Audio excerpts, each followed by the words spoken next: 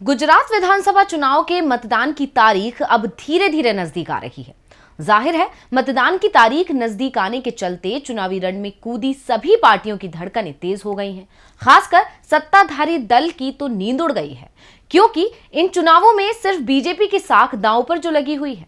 पहले ही party anti incumbency से जूझ रही है और अब पार्टी से नाराज हुए अपनों ने ही उसकी चिंता को दोगुना कर दिया है। तो गुजरात बीजेपी में आखिर क्यों छिड़ी बगावत? कितने बागियों ने बढ़ाई पार्टी की मुश्किल? क्या बागियों से होगा पार्टी को नुकसान? क्या बीजेपी से बागियों की नाराजगी पहुंचाएगी कांग्रेस को फायदा? गुजरात विधानसभा चुनाव के चलते राज्य का सियासी पारा गरमाया हुआ है और सभी दल अपनी अपनी जीत का दावा कर रहे हैं। ऐसे में सभी दलों की जीत का दारोमदार उनके उम्मीदवारों के कंधों पर है। यही वजह है कि सभी दल काफी सोच विचार के साथ उम्मीदवारों पर दांव लगा रहे हैं। लेकिन भारतीय जनता पार्टी को उम्मीदवारों का चयन भारी पड़ गया है और जब से पार्टी ने अपने उम्मीदवारों के नाम की घोषणा की है, तभी से पार्टी के अंदर से बगावती सुर तेज हो गए हैं और अब सत्ताधारी दल राज्य में बगावत से जूझ रहा है। अब इस बगावत को देखकर हर किसी के जहन में सवाल खड़ा हो रहा है कि क्या बीजेपी गुजरात में इस बार भी अपना तिलिस्म कायम रख पाएगी? क्या 7वीं बार भी गुजरात की सत्ता में कमल खिला पाएगी? इन सवालों को जन्म दिया है पार्टी के उन नेताओं ने जो आज पार्टी से नाराज होकर उसके खिलाफ ही मैदान में उतर गए हैं। इन बागियों ने बीजेपी की चिंता बढ़ा दी है और सत्ताधारी पार्टी विपक्ष से ज्यादा अब अपनों में ही उलझी हुई है। हालांकि पार्टी पहले से ही अंदरूनी कलह से जूझ रही थी, लेकिन अब चुनावों के नजदीक आते आते इस कलह ने बड़ा रूप ले लिया है और अब ये चुनावों पर गहरा प्रभाव डाल सकते हैं। राजनीतिक जानकारों का तो यहां तक कहना है कि इस बार बीजेपी के हाथ से सत्ता जा भी सकती है और अगर ऐसा हुआ तो बीजेपी के लिए ये अब तक का सबसे बड़ा झटका साबित होगा, क्योंकि ये एकमात्र राज्य है जहां बीजेपी 24 साल यानी कि 2.5 दशक से सत्ता पर काबिज है। लेकिन 7वीं बार भी सत्ता में आना बीजेपी को दूर की कौड़ी नजर आ रहा है और इसी चिंता ने बीजेपी आलाकमान के माथे पर चिंता की लकीरें ला दी हैं। अब सबसे बड़ा सवाल यह है कि आखिर ये बगावत छिड़ी क्यों है और बगावत बीजेपी को कितना नुकसान पहुंचा सकती है। तो आपको बता दें कि भले ही बीजेपी सब चंगा सी दिखाने में लगी हुई है, लेकिन टिकट बंटवारे के बाद से पार्टी के दिग्गज नेताओं की नाराजगी खुलकर सामने आ गई है और नेता बागी हो गए हैं। पार्टी नेताओं का दावा है कि कांग्रेस से आए 2 दर्जन लोगों को बीजेपी ने टिकट दे दिया है। कई सीटों पर पैराशूट कैंडिडेट उतार दिए गए हैं, जिस कारण से पार्टी का कार्यकर्ता नाराज है और वो प्रचार में निष्क्रिय दिख रहा है।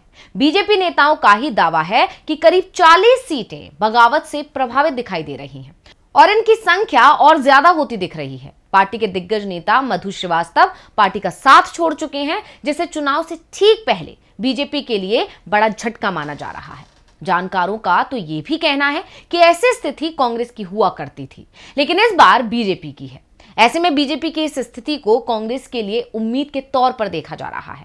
पार्टी ने 24 साल की एंटी इनकम्बेंसी को तोड़ने के लिए इस बार कई बदलाव किए हैं, जिस पर जहां एक तरफ कांग्रेस बीजेपी को घेर रही है, तो वहीं बीजेपी के अंदर ही असंतोष पैदा हो गया है, क्योंकि इस बार पार्टी ने बाहरियों पर ज्यादा भरोसा जताया है, जिससे पार्टी अपनों के ही निशाने पर आ गई है। पार्टी के अंदर से ही इसके खिलाफ आवाज बुलंद हो गई है।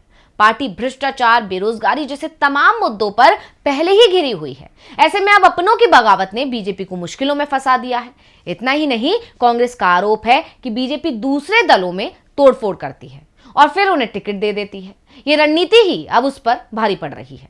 गुजरात में इस बार बीजेपी के सामने कई चुनौतियां खड़ी हो गई हैं और इन चुनौतियों में सबसे बड़ी चुनौती है बीजेपी के बागी नेता, जो हर हाल में बीजेपी के खेल को बिगाड़ रहे हैं। बड़ोदरा के कदावर नेता मधु श्रीवास्तव ने बीजेपी के खिलाफ बगावती तेवर दिखाते हुए अपना आखिरी चुनाव निर्दलीय प्रत्याशी के तौर पर लड़ने का ऐलान कर दिया है।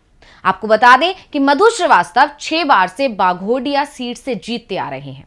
अपने विवादित बयानों के लिए अक्सर सुर्खियों में रहने वाले बाहुबली विधायक मधु श्रीवास्तव ने टिकट नहीं मिलने पर नाराजगी जाहिर करते हुए बीजेपी और पार्टी के वरिष्ठ नेताओं पर सीधा हमला बोला है। उन्होंने कहा कि पार्टी और क्षेत्र में अच्छी पैठ होने के बावजूद बीजेपी के शीर्ष नेताओं ने उनका टिकट काट दिया। इसको लेकर उनके समर्थकों में नाराजगी है, जिसको देखते हुए उन्होंने निर्दलीय मैदान में उतरने का फैसला किया है।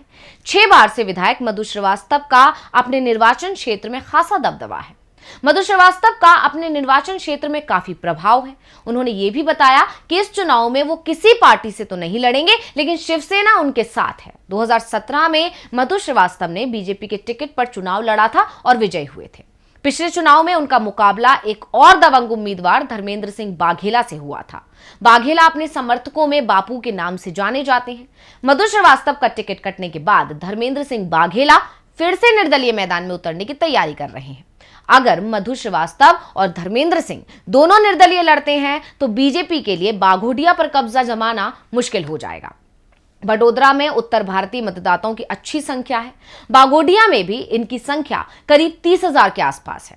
ऐसे में मधु श्रीवास्तव का टिकट कटने पर यह वोट बीजेपी के खिलाफ जा सकता है। अब जैसे ही बगावत के सुर तेज हुए, बीजेपी आलाकमान तक संदेश पहुंच गया और जब बागियों की नाराजगी खत्म करने की कोशिशें नाकाम साबित हुई तो गृह मंत्री अमित शाह को खुद मैदान में उतरना पड़ा। लेकिन अमित शाह ने तो बागियों को समझाते हुए धमकी ही दे डाली और अपनी धमकी पर अमित शाह विपक्ष के निशाने पर भी आ गए। दरअसल अमित शाह ने कहा था, नाराज सभी लोग पार्टी और परिवार के हैं, उन पर दबाव डालने के बदले समझाकर और प्रेम से काम लो। जो समझाने पर ना माने तो उन्हें 14वां रत्न दिखाने का दिल्ली से आदेश है। जब तक जरूरत ना पड़े तब तक ये ब्रह्मास्त्र को मत छोड़ना।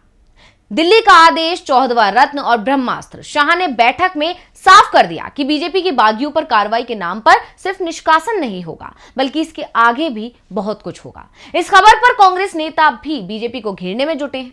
सवाल पूछ रहे हैं कि बीजेपी का 14वां रत्न क्या है? क्या ये ईडी है? क्या शाह बीजेपी से नाराज लोगों को ईडी का डर दिखा रहे हैं? अब एक बात तो तय है कि बीजेपी में सब कुछ ठीक नहीं चल रहा है। यही वजह है कि आलाकमान के माथे पर शिकन दिख रही है। लेकिन सवाल यह भी है कि क्या यह बगावत नुकसान पहुंचाएगी? क्या बीजेपी का करिश्मा इस बार कायम नहीं रहेगा?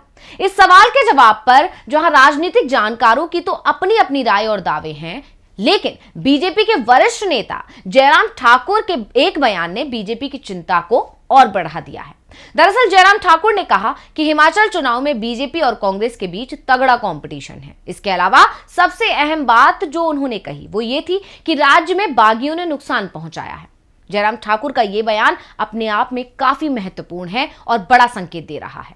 दरअसल हिमाचल में भी बीजेपी ने जैसे ही उम्मीदवारों की सूची जारी की थी, पार्टी नेताओं ने बगावती तेवर दिखा दिए थे, जिसको लेकर जयराम ठाकुर का यह बयान आया है। ऐसे में हिमाचल में मतदान के बाद जयराम का यह बयान गुजरात चुनाव के लिए अहम माना जा रहा है, क्योंकि पार्टी गुजरात में बगावत से जूझ रही है। यानी जयराम के बयान से साफ है कि गुजरात में भी पार्टी को बगावत का नुकसान झेलना पड़ सकता है। गुजरात विधानसभा चुनाव 2022 इस बार कई मायनों में काफी अलग है, क्योंकि बीजेपी पिछले 2.5 दशक से सत्ता पर काबिज है और 7वीं बार फिर से जीत का दावा भी कर रही है।